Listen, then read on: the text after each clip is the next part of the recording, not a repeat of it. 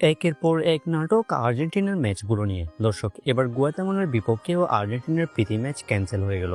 প্রতিপক্ষ ঠিক হলো আরও একটা। দর্শক, চলতি মাসের 27 তারিখ এবং 31 তারিখ দুটি আন্তর্জাতিক প্রীতি ম্যাচ খেলবে বর্তমান বিশ্ব চ্যাম্পিয়ন আর্জেন্টিনা।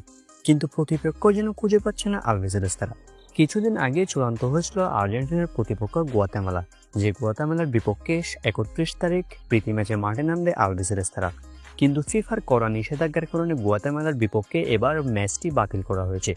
যে কারণে এবার আর্জেন্টিনা ফুটবল অ্যাসোসিয়েশন নতুন প্রতিপক্ষ ঠিক করেছে আগামী 31 তারিখ ও 27 তারিখের ম্যাচের জন্য, যেখানে 27 তারিখ আর্জেন্টিনা মুখোমুখি হবে মরিতানিয়ার বিপক্ষে।